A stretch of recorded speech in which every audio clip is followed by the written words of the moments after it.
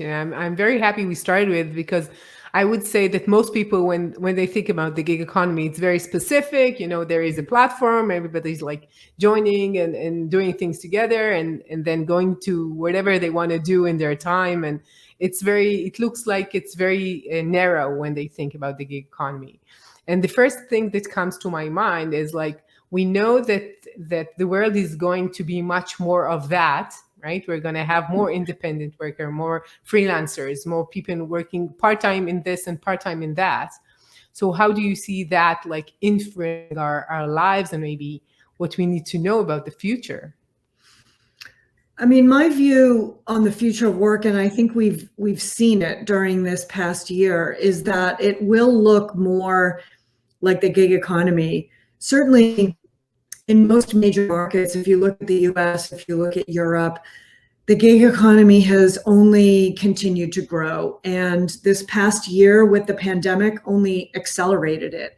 And that was really a result of people who were furloughed, who were laid off, who found themselves in a position where they were not able to work in the way that they are used to, and turned to the gig economy as a way to generate revenue. There were also people who maybe had full-time jobs, and then without the additional time of commutes and business travel, found that they had the time to launch a side gig and to experiment and start working for themselves.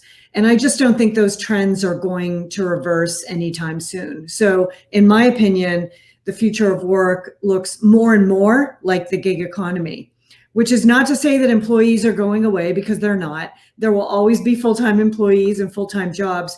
But I do think independent work and working in the gig economy will become a bigger part of the workforce and will be more prevalent in the economy.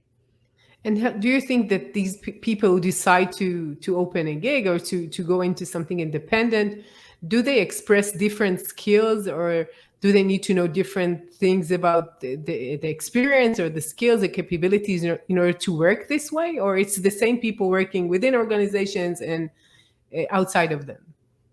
That's such a great question. I mean, the question really is like, what do you need to be able to do to move into the gig economy successfully?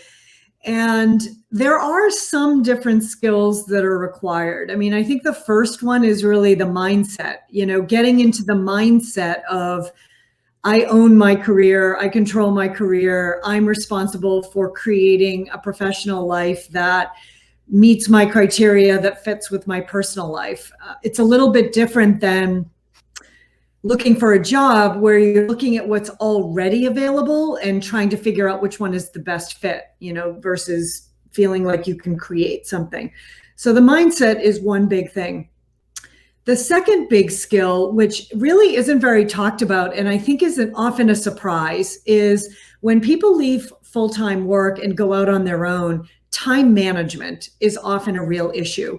If you've worked for an employer for a number of years, you probably haven't developed the skill of managing and structuring your own time. And that's no fault of yours. It's just you're used to having a structure provided to you, right? There's like a work day, and you go into the office during that work day. And then within that work day, people tell you what to do. They invite you to meetings. Like, your time gets structured for you. When you work independently, you have to be much more intentional about figuring out, when do I work best? What are my hours that I do deep work? What are the hours that I will do meetings and calls? And how many of those am I willing to do? So you have to become much more explicit and intentional about structuring your own time. So I think that's a big skill.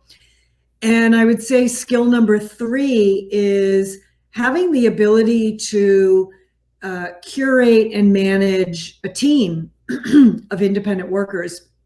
When you go out on your own, you run a business, and that can include, not only doing the work, but also getting the work, and, managing a back office, maybe managing some PR and social media, right? There's different dimensions to running a successful business, even a successful business where you're a sole proprietor.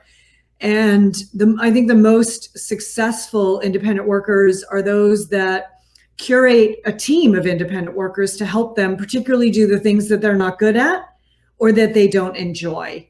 So those are the three skills: the mindset, time management, and how do you build a team around you to support you and help you avoid doing the things you hate.